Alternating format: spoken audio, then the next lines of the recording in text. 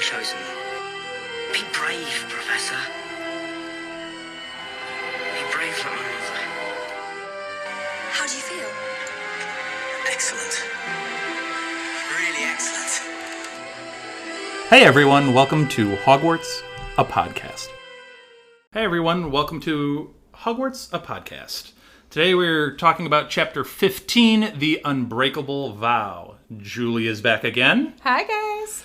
And she hasn't gotten enough relationship drama to talk about, so she wanted to come back again and talk about more. I'm just the Harry Potter relationship expert. Well, Julie. Let's go. We have a whole bunch of it. I think half of this chapter is just relationship drama. I mean, yeah. So we're at 2 chapters in a row. That's just relationship drama. I have pre-transfiguration class drama. I have post-transfiguration class relationship drama. We got Slughorn's party to discuss, and Gatecrasher at Slughorn's party. We do have a shout-out, but I'm going to save it for the spoiler section. Ooh, so shaking it up. There's a tease. It's about some of the relationship drama that we're going to get, though. So we'll talk about it later. First of all, before we even get into the chapter, can we talk? I know exactly what you're going to talk about. Can we talk about this illustration at the very beginning? And I very rarely talk about the illustrations. Okay, but this illustration looks nothing like how Snape is described, in my opinion. I would agree with that. And I will admit to some bias from the movies, because now Alan Rickman is like ingrained in my head as who Snape is. And it's such a great casting. Yes. Yeah. But I 100% Draco, because it's Snape like holding on to Draco as they leave Slughorn's party or whatever. Draco, fine. I think that's reasonable. That's within range. This Snape depiction, It looks like it should be like Peter Pettigrew. it looks more like Filch to me. Yeah. Like just this old crotchety dude Yeah. that I guess looks like a depiction of a witch in like a Disney, like a Snow White witch. It looks like AI created it, but AI didn't read anything about Snape. They just went like, wizard professor. Yeah, like I don't know. I got distracted by the illustration right out the gate, which I very rarely talk about those, but I just wanted to point it out. Anyway, okay, now we'll get into the relationship drama. We get pre-transfiguration class. And we get girls clogging the hallways, trying to, I don't even know what to call it. It's trying to kiss Harry, because there's mistletoe Yeah, strung so throughout they the just hallways. pretty much are trying to like get under the mistletoe with Harry. Get a kiss. Side note, you're a school, and you're hanging mistletoe all throughout the hallways?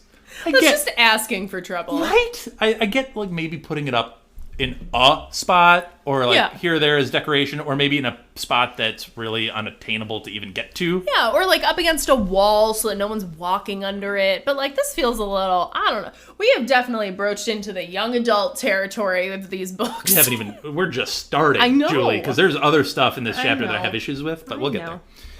So, speaking of girls trying to kiss Harry throughout the hallways, Lavender is trying to, and successfully, kissing Ron wherever and whenever they possibly can. So, Ron is getting the action that Ginny wanted him to get in the last chapter, which is also leading to Ron and Hermione continuing to be very, very, very separate. With Harry not really knowing like what even to do with it at this point. Like, it says on the one page, determined as he was to remain friends with both Ron and Hermione, he was spending a lot of time with his mouth shut. They said Harry thought his voice might vanish from lack of use trying to navigate his friends.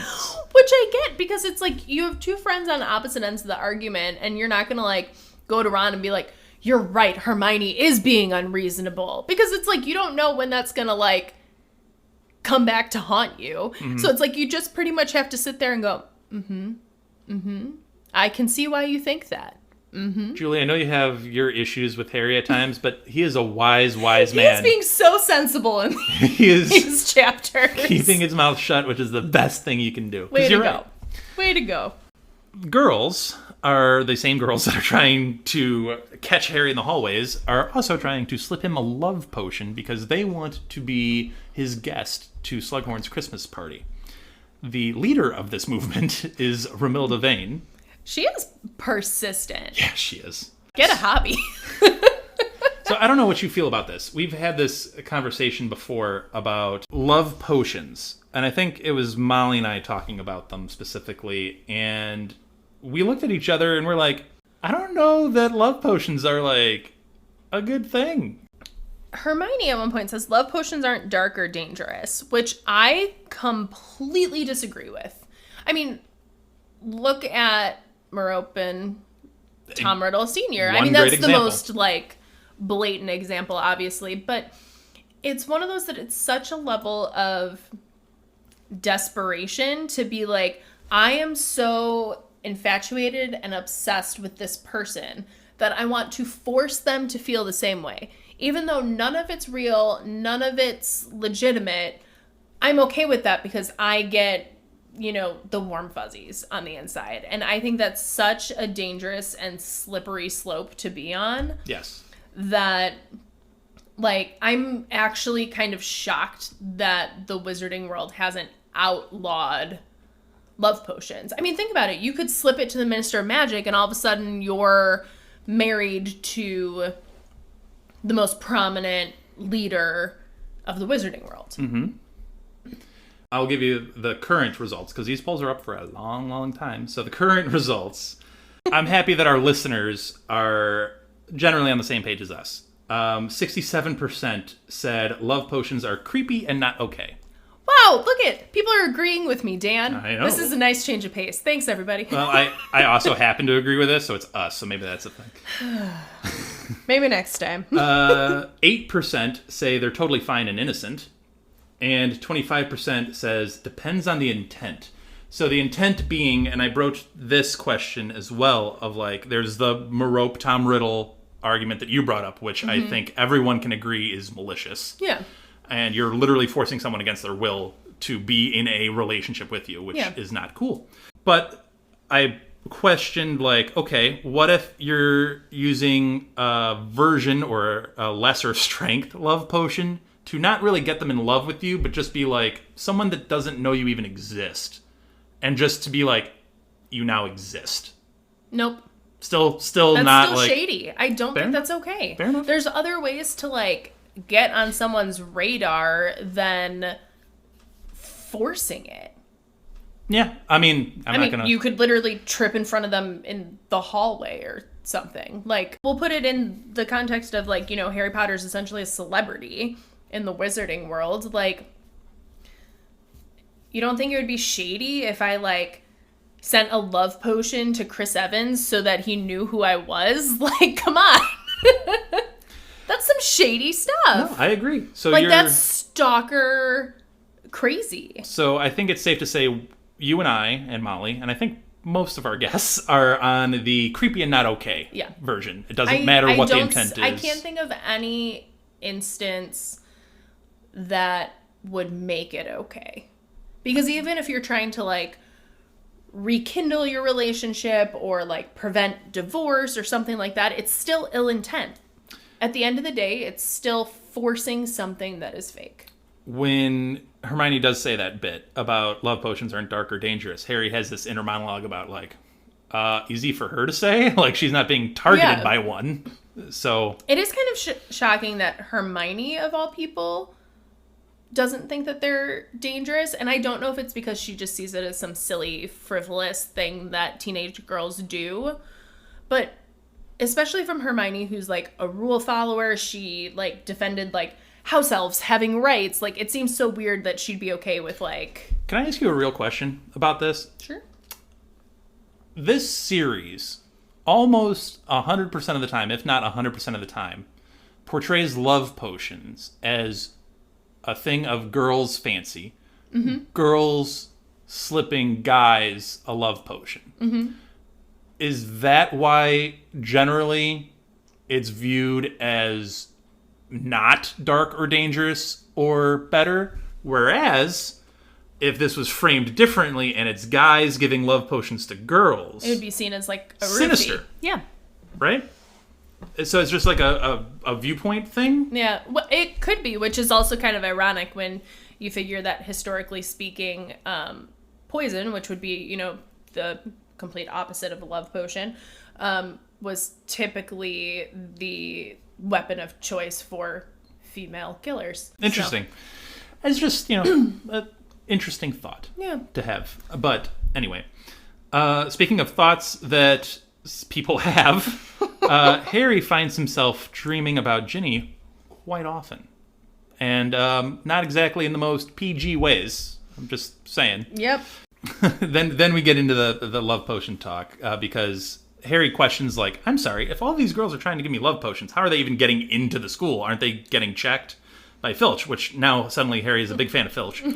But Fred and George and their genius is now backfiring on Harry.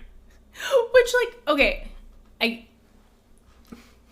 get kind of why Harry wouldn't do anything, but Harry, you're the reason that Fred and George were able to do any of this. Did you not think to send an owl and be like, cut it out? If it is going to Hogwarts, stop. Yeah.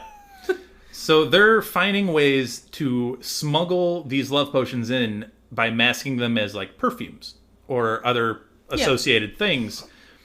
And, yeah, I would think Harry would write a kindly worded letter like, hey, these are targeting me specifically. Can you maybe, like, not? Or at least make them fake. Yeah. Can you dull the potency at the very least? Like something? Or at least give me a list of who you're selling to. For real, something. Anyway, this leads to the mention of Filch. And by the way, this whole conversation is happening in the library with Hermione. Because they cannot be in the common room. Because Lavender and Ron are always, embracing aggressively? Is that what we're calling it? Yes, and... Wow, we're being more PG than the books. They kind of are, actually. I don't know how you feel about this, but I am not a big PDA person. I don't particularly enjoy it. And this, again, I think I said it last chapter, kind of uncomfortable. Like, making everybody uncomfortable, I think. Yeah, personally. Which is why I'm kind of team Ron is also doing this to, like, get at Hermione. Like, I get doing it once to, like, show everyone that he has someone. But the fact that it's continuing and continues to be, like, in the most public of places just feels very, like, you're going to see it and you're going to remember. Because Ron even says she snogged Crumb. Why is she getting upset? Yeah. Why is she getting upset? She's kissed someone. And it's like, if that's what your commentary is on you kissing your girlfriend. To Hermione's point in that matter, Hermione didn't kiss Crumb, to our knowledge, in front of everybody. But, again, I will just say, there are two people in this equation. It's not like Lavender is seemingly uncomfortable with this display of affection. Yeah. I mean, they're both embracing aggressively in front of everyone. So, I don't know. I think it's just two teenagers who are very... I don't even know that they're into each other, but they're very into the idea of being into each other. Yeah. If that makes sense. Which teenagers can get swept up into that. I work in a high school. Elizabeth does too, and it'd be nice to get her opinion on this too, but I work in a high school, and sometimes I walk out of my office into a hallway and I see kids embracing aggressively in the hallway, and I'm like, this is a school hallway. What are we doing? Like, why? Figure that out on your own time. I don't want to see that. Anyway. Speaking about embracing aggressively, Hermione and Harry believe that Madame Pince, the librarian, and Filch embrace aggressively on their own time, which there's a pairing for you. Well, that'd be like everybody has somebody. Everybody, yep, that's true. That's true. Romilda Vane ends up ambushing Harry as he walks through the portrait hole back to the Gryffindor common room with Gilly Water, which I love. Gilly Water is essentially just water. Like, right? Just water. Is it like the seltzer of I suppose. Water? Or the flavored water? Plant-flavored water, I guess? I don't know. But Hermione gives Harry a look of, like, I told you so. And Harry responds to an offering of water with... No thanks, I don't like it. Yeah. And I'm like, okay. Interesting. Sorry, I don't like that air stuff. Can't breathe it. Yep. No, not my vibe. But then she offers some chocolate cauldrons that feature fire whiskey as the little, like, sampling inside. Because she doesn't like that. She doesn't like them, so here you go, Harry. Yeah. But also, like, dang, girl, chill. Chill out. Yeah, she doesn't get the subtlety, although I'm glad she doesn't, because this is creepy. That's what I'm saying, is that, like, she's not using a love potion to just be like, hey, notice I exist. She's like, hi, be mine. Here's 27 different ways that I can make you mine. It's not good. No. It's not good. Not good at all. Love potions should be outlawed. Also, not a big fan of chocolate with, like, a liquid inside them. That's not my vibe, so I'd say no to that. Legitimate. All right, that's all pre-Transfiguration class. Woo. That's all pre-Transfiguration. We get some post-Transfiguration drama. First of all, in Transfiguration, we should talk about the class at least a little bit to break up the, teen angst and drama. They're beginning human transfiguration.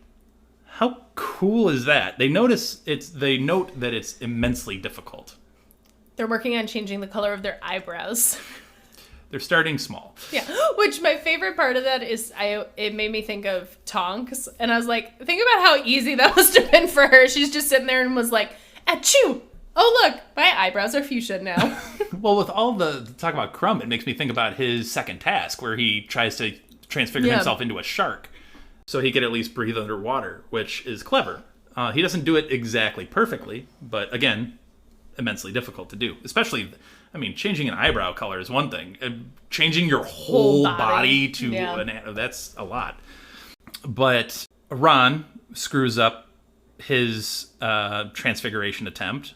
Hermione, not very kind about that screw up, which leads to Ron then teasing Hermione about one of her probably greatest insecurities, I would venture. Yeah, that she's overly eager. It goes back to literally year one and what he was making fun of her for that entire year, along with all of their other classmates.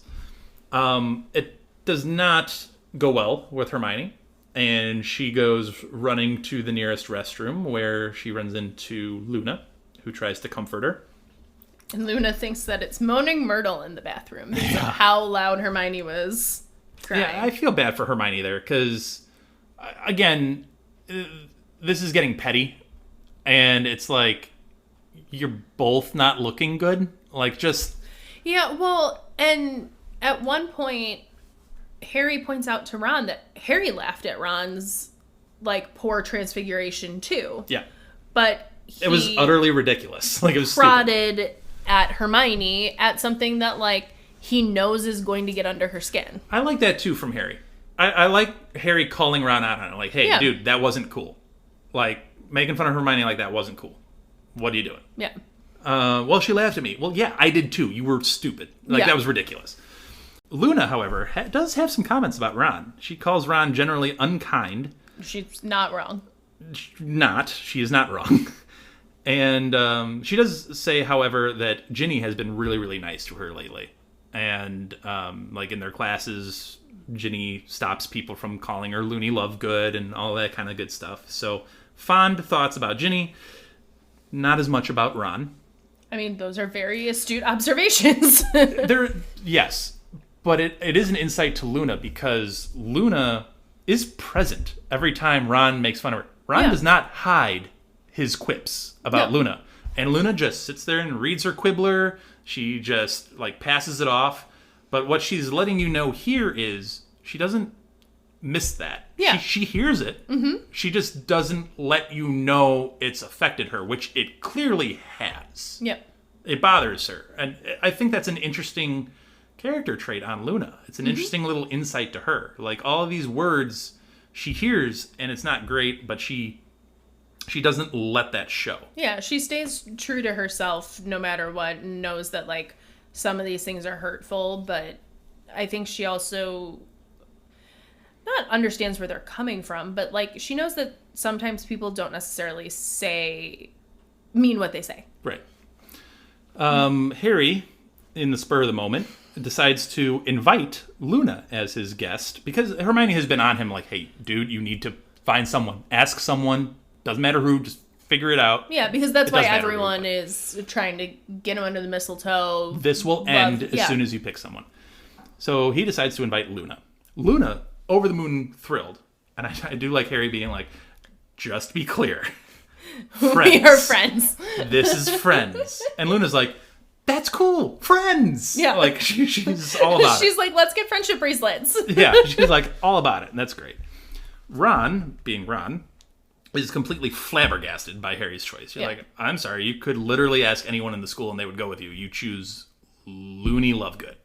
Although, I feel like, I mean, like, yeah, Harry was also doing it as almost like a pity invite, because even when he invites Luna, like, there's some commentary where essentially it's like, he's like, wait a minute, what did I just do? Oh, I just did that. Yeah. It was actually, like, the smartest thing that Harry could have done. Like, you have all these girls who are coming at him trying to get him to invite them to the party, and for him to instead go, like, I'm going to pick a love interest. He's like, no, I'm going to take my friend. I think it was a smart move. No, I think it was a really solid choice. It's a safe choice. And I don't mean, like, usually in that context, it's a safe choice because, I know she's going to say yes. Yeah. This is a safe choice in that I know I'm not going to be, like, poisoned Yeah. by, like, Romilda Vane somehow, you know?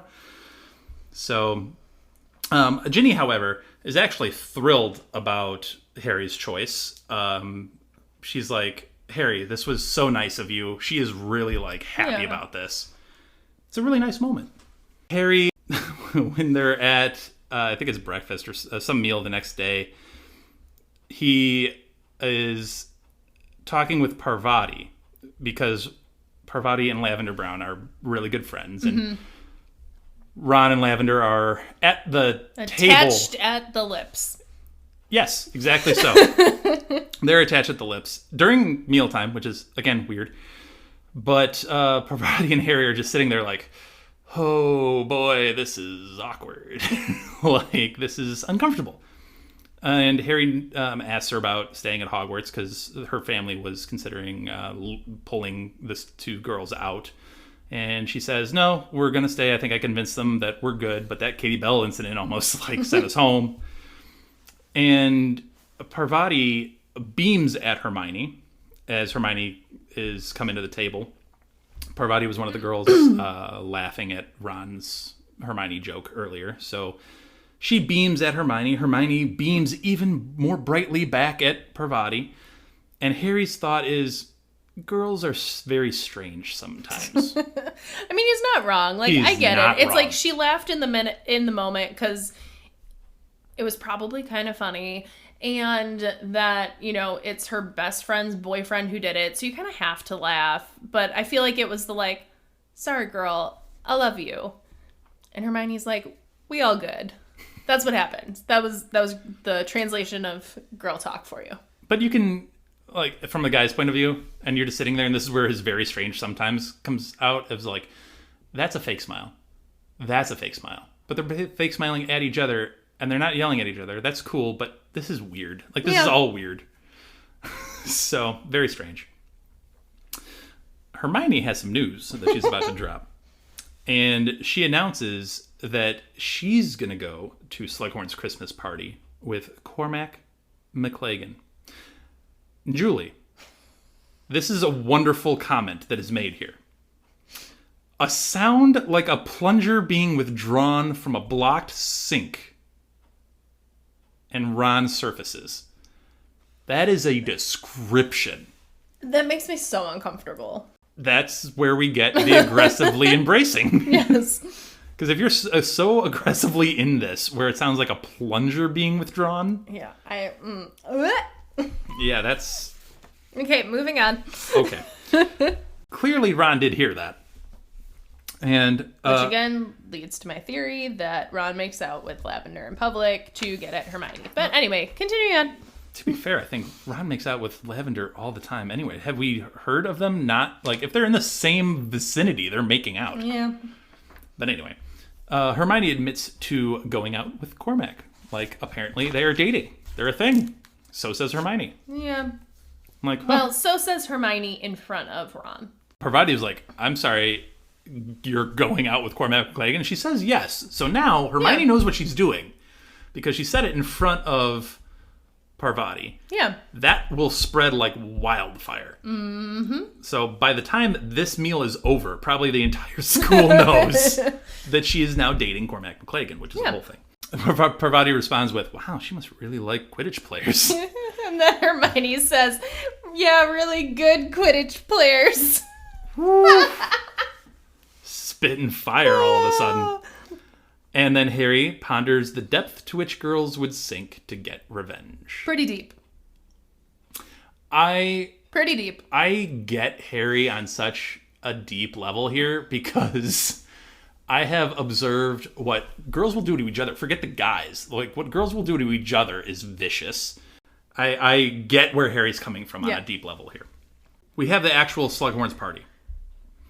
So we get Luna and Harry meeting, and Harry's like, please don't have your radish earrings. Please don't have your Spectra spec or whatever those things are from the Quibbler on.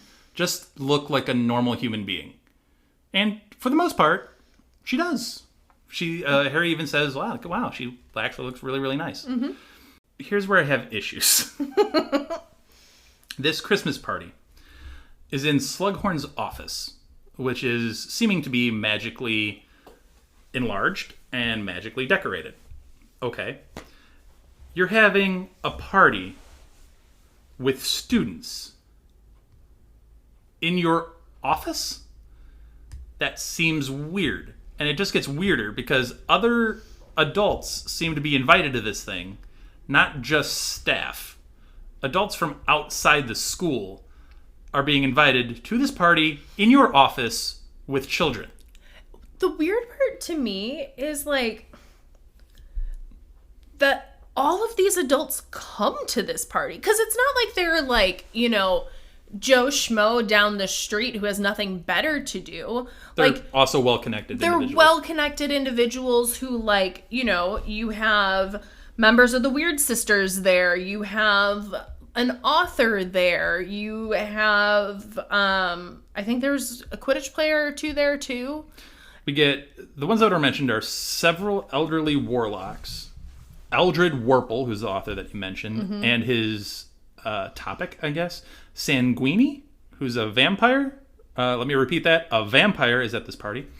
That's safe. Yeah, that's totally fine, which we'll get into that in a second.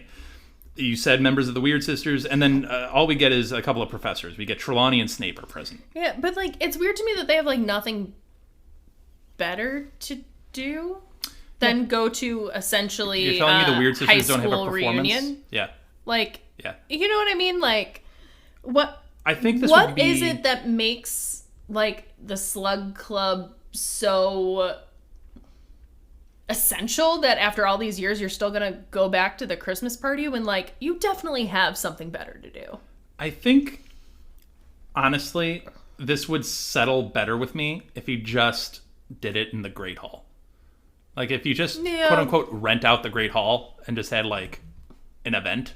Yeah, but I think that would be against Slughorn's character, because the Great Hall isn't his. Yeah, no, you're right. It would just settle better with me, because I'm like, dude, you're having this party in your office. It seems weird. It just seems weird to me. And I feel like the professor choice is interesting. I do want to talk about the professor choice and spoilers, though. Fair enough. I do want to just point out this whole Eldred Wurple and Sanguini thing. So Eldred really is there to he wants to write Harry's biography. Mm-hmm. That's what he's there to do. So that's his connection. And so he has an angle here. Yeah. So that's fair. Well, it's not fair. It's not fair to Harry, but whatever. The vampire, he, and this, again, I'm not making this up. This is the words out of the book. The vampire inched toward the girls with a hungry look in his eye. That's not cool. Nope. That's not cool. Nope. I'm getting some Twilight vibes out of nowhere. Not out of nowhere. This is very specifically a Twilight thing. Yeah. I don't like that. Julie. Why did you need to bring the vampire? I don't understand why there's worried with him out of your sights, he's going to do something worse. I don't know. I don't understand why there's all of these grown, accomplished adults at this party. I think that's the most disturbing thing to me. I get the professors being there. Yeah, that makes sense. And I'd even give you, like, people who are, like, No, I wouldn't give you a people who are a year or two out of Hogwarts because they wouldn't have met Slughorn. Correct. So It would be all, like, fairly significantly older individuals. yeah, and it just seems weird to me that, like, you know, you put up the bat signal and they're all like, yes, let's go to another party. Like, what? No. Anyway. Yeah, so we're having some issues with Slughorn's whole deal here. But anyway, you know who's having struggles with Cormac McLagan? That would be Hermione. Hermione is dodging Cormac like crazy, saying he makes Grop look gentlemanly. Which, there's a flattering portrayal of Cormac McLagan. Yeah, that's uncomfy. Who, when I think of Cormac, I think of the scene where he, like, dips his pinky in the ice cream and like, licks it. It's disturbing. Funny, but disturbing. Cormac apparently is only talking about himself and Quidditch. Which, okay, like, yes, is terrible, and if I was on a date with someone like that, I would also be trying to get away from it. But, like, I also get it. Like, if you're on a date, like, you want to show yourself off. And for him, like, he thinks he's a big shot with Quidditch, and he's going to talk about himself. Yeah, I mean, this... And he's a 16-year-old boy who's, you know, thinking he's a hot shot. That's probably his entire life, anyway. Yeah. Also, this whole party is about showing yourself off. That's literally what the whole party is.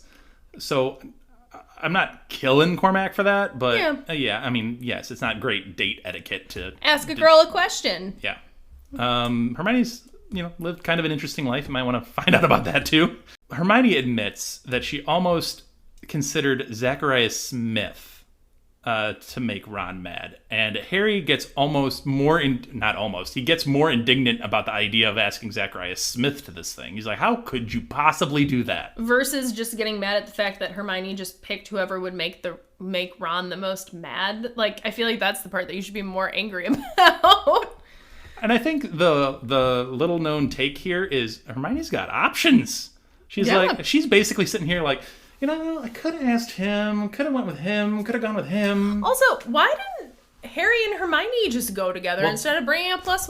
I feel like that would have solved so many problems. 100%, yes. Other than the rumors about them dating, but those are probably floating around there anyway. Yeah. So, yes, that is the most correct solution. They bring that up in the movie, too. And, like, Hermione had already asked Cormac, and Harry's like, I thought you and I could go. And then Hermione's like, I should have thought of that. Mm-hmm. I'm like, yes, that's the obvious answer. Yeah, it's like, it's easy. Like, you don't have to worry about anyone trying to... I mean, it might get Hermione, like, the equivalent of, like, wizard death threats if they were trying to, like, love potion Harry, but... Yeah. I don't know. I don't know either, but they clearly missed the boat. I just had to laugh because I'm like, wow, Hermione's over here. She's got options. She's got options. Okay. Harry's option that he chose, Luna, apparently believes that Aurors are taking down the Ministry of Magic with dark magic and gum disease. Sounds legit. Which Harry states is pretty much the reason, like, that makes the night for him. He's like, this is why I brought Luna. Because I needed the levity. The entertainment value is through the roof. So yeah, he enjoyed that. He also enjoyed the fact that Draco Malfoy was dragged into the party by Argus Filch, who caught him lurking in the hallways.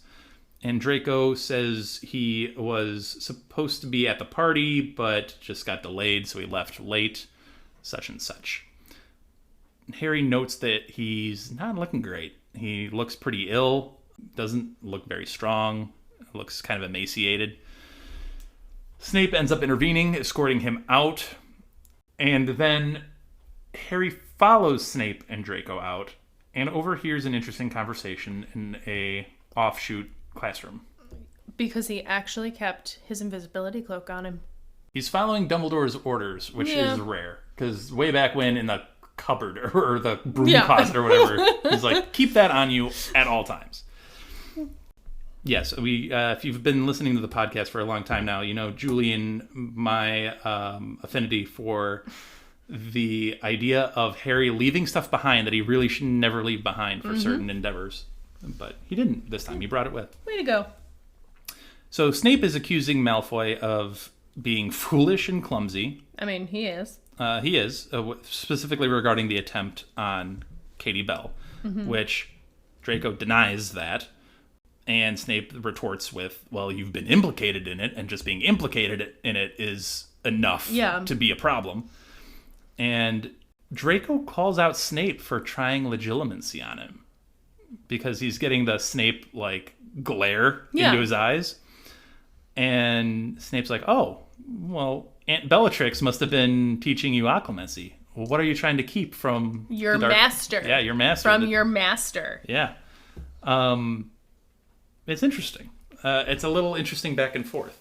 Mm-hmm.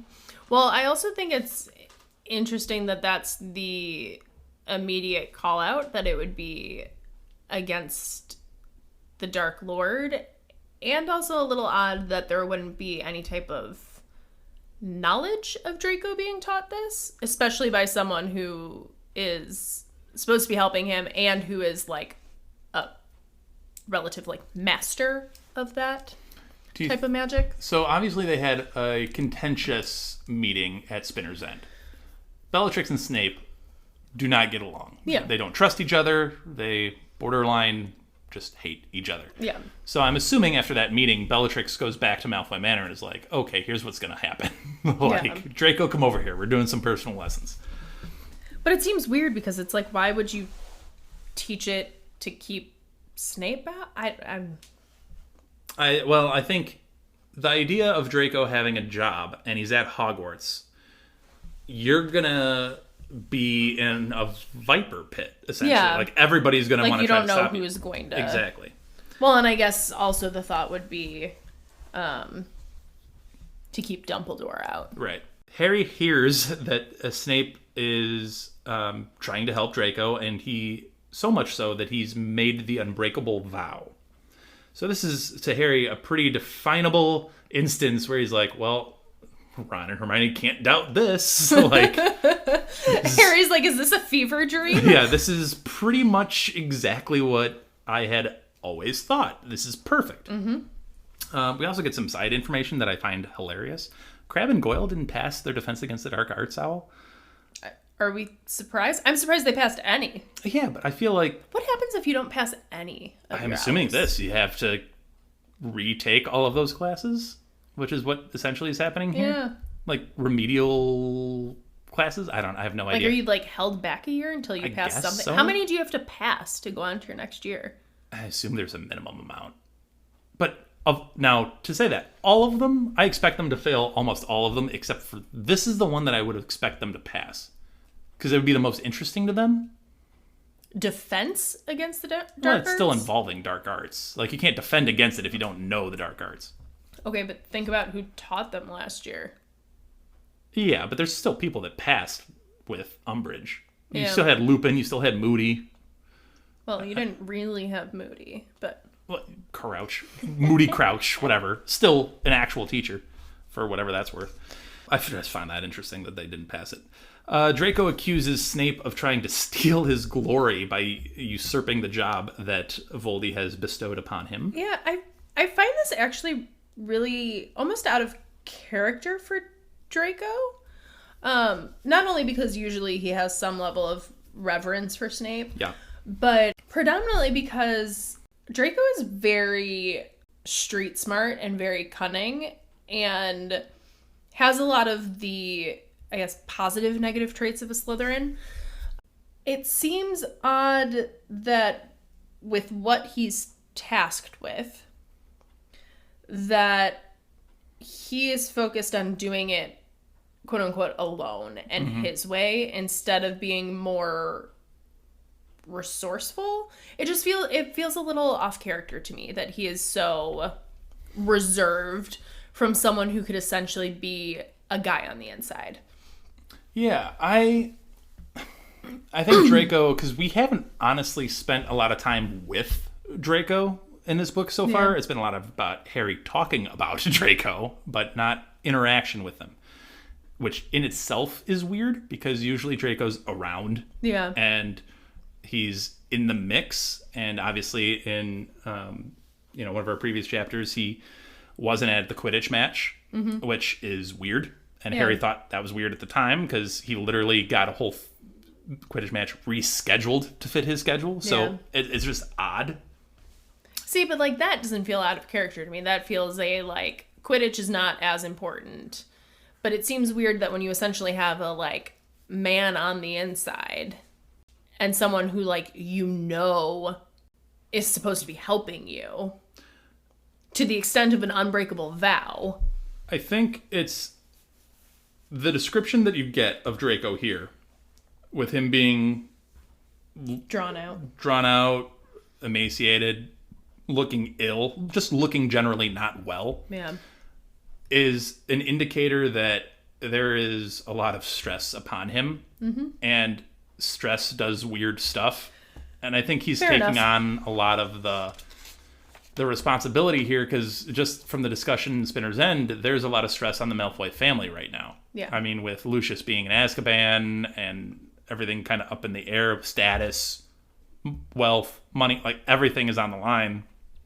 And you're not only the oldest son, you're the only son. Yeah. So I think he's feeling a lot of that weight on his shoulders of like, it's up to me to save this thing. Yeah.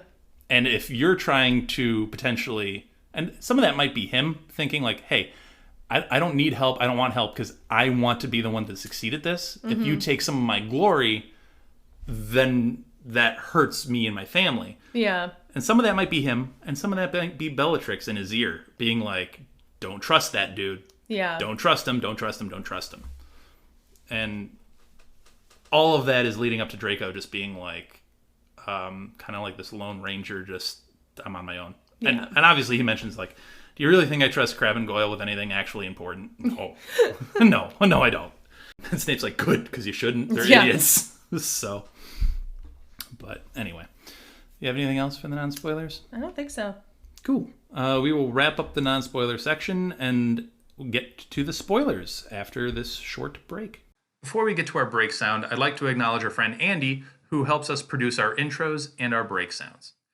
If you want to hear more of Andy's work and like Formula One racing, check out the Outlap F1 podcast. It's your one-stop shop for Formula One news, insights, race previews, and reviews. You can find them wherever you listen to podcasts, and they even have a YouTube page. So check out Andy, Cody, John, James, and Deanna, and join them on the Outlap. Where is he? Where's my 1-1? All right, so we're back with the spoiler section of Chapter 15. And I wanted to start out with a shout-out that we had from AV, who's left us a couple of recent comments lately. So thank you for that, AV.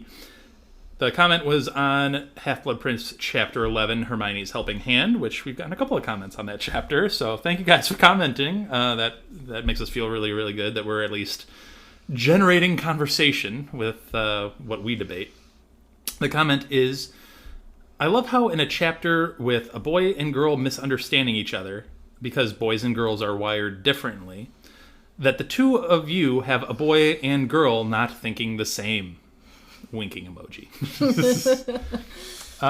Yeah, so that's in reference to the debate I had with Elizabeth about Ron and Hermione. And obviously, Julie and I have had our debates going back and forth about that same topic.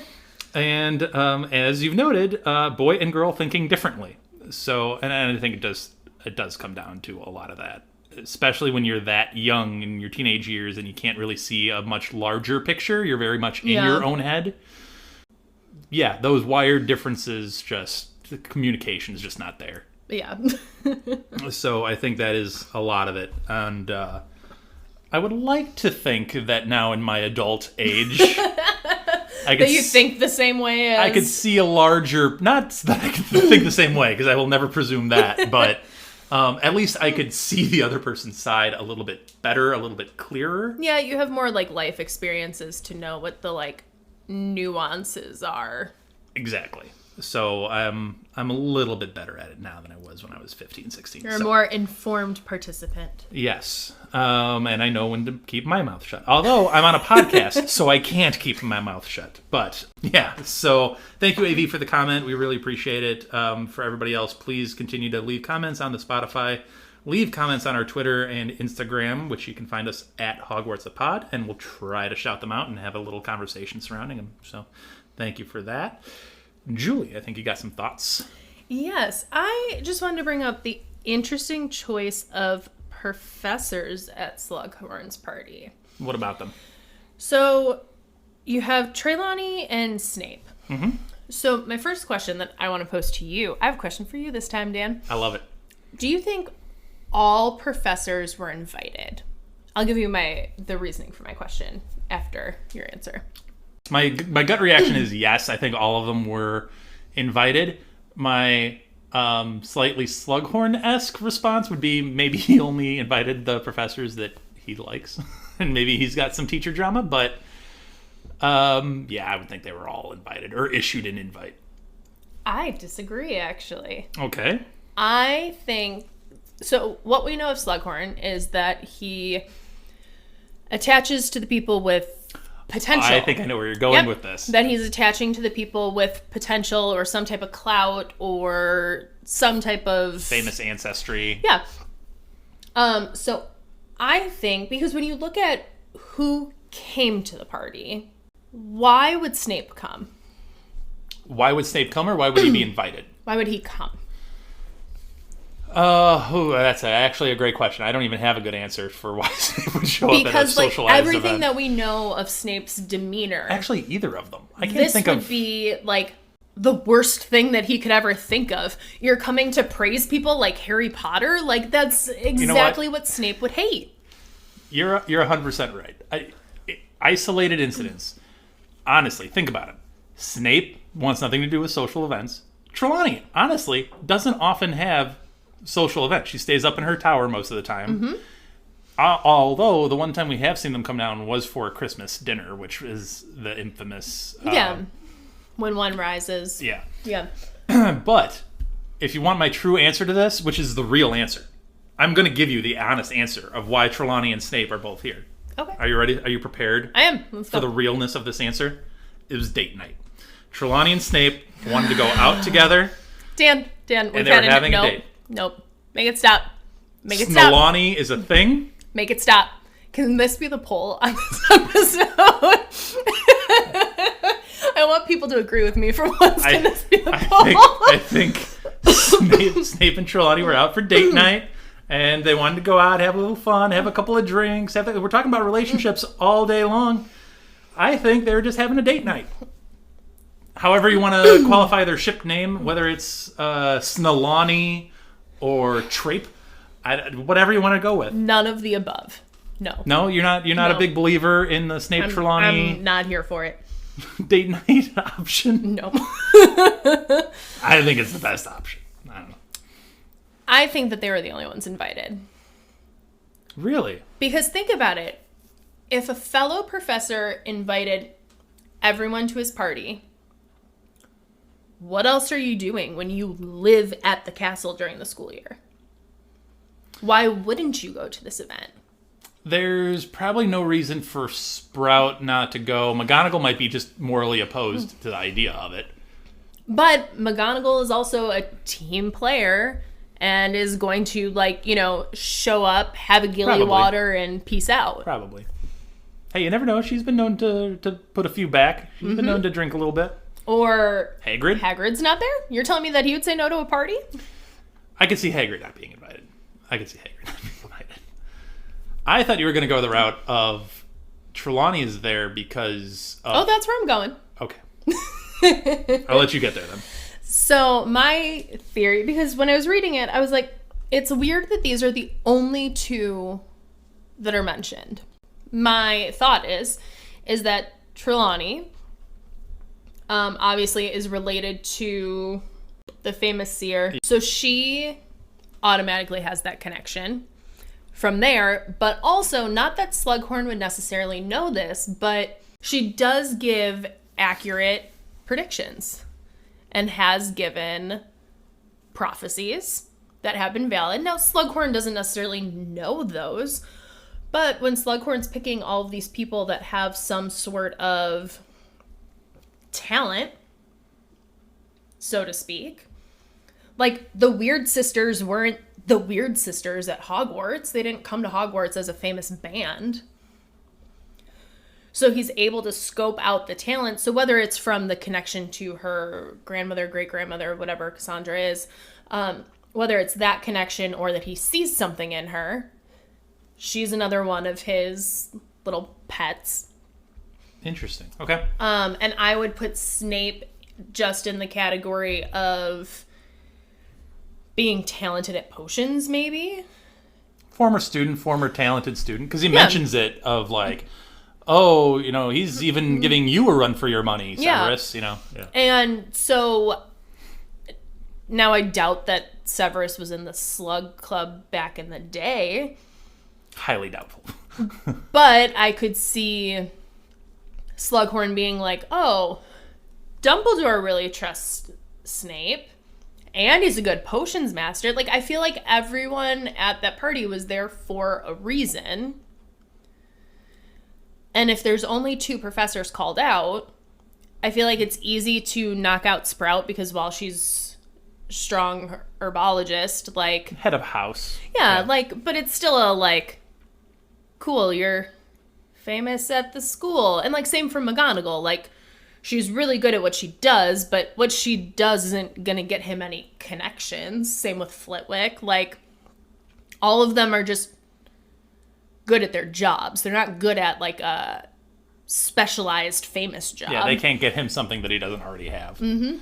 That's fair. And then when you get further down the line, and the reason why I talk about this more in spoilers versus non-spoilers, if it ever comes out that Trelawney's prophecies, she was the one that gave the prophecies, now he has another trinket. At the end of this book, Snape is the one who kills Dumbledore in the end. I don't know that he wants that associated with him. Well, but you still it's have notoriety, but the notoriety of even being able to say oh, I knew him too. Yeah. I think with Snape, it's definitely former student, very talented. He's the head of the Slytherin house, all of that good stuff, which is, Slughorn's former house. With Trelawney, I will give you the connection to the famous seer. That's probably accurate. That being said, I am still a believer in date night. And then, with the other teachers, I don't... They have no reason to not be there. Yeah. I don't think they have any reason to not be invited, though, either. He has an eye for talent. You're telling me Flitwick and McGonagall aren't talented individuals? Not enough for him to brag about. Maybe. I mean, I get maybe some of the others are not maybe noteworthy, like Professor Vectra or something like that. Maybe not. Binns, no. But, I don't know. I would... But, you're not going to, when you're out at a bar, you're not going to be like, well, I was having drinks with Minerva McGonagall the other day. I could see Hagrid not getting an invite. That I could definitely believe. But, I don't... And there's always, tidbits he can glean from even those individuals. But that's not what he does. He doesn't look for the people that he's like, oh yeah, well, I'll put you in my pocket one day. It's no, you're being added to my Rolodex. You're front and center. I want to be able to brag about you. Well, and again, maybe people like McGonagall are like, okay, I see the game. I don't want to be a part of the Rolodex per se. But I think everyone else besides Snape and Trelawney would have just gone to show face to be like, oh yes, this is a thing that we're supposed to do because we're teachers here and we were invited. You have nothing else to do. I don't know. Maybe it's a crowded room. Maybe they were there, they just weren't named. Why then? The question should be, why were Snape and Trelawney named? Snape obviously has to have the reason to take Draco out. Yeah, Snape has to be there, but Trelawney provides some comical relief, maybe? Yeah, but even then, it's you could have switched that out with anyone. You could have put Flitwick in there and he had one too many fire whiskeys. Maybe. Or, it... I don't know. It just doesn't feel like a throwaway to me, and I feel like those two in particular, when you look at the staff of Hogwarts, seem the most noteworthy significance. Okay.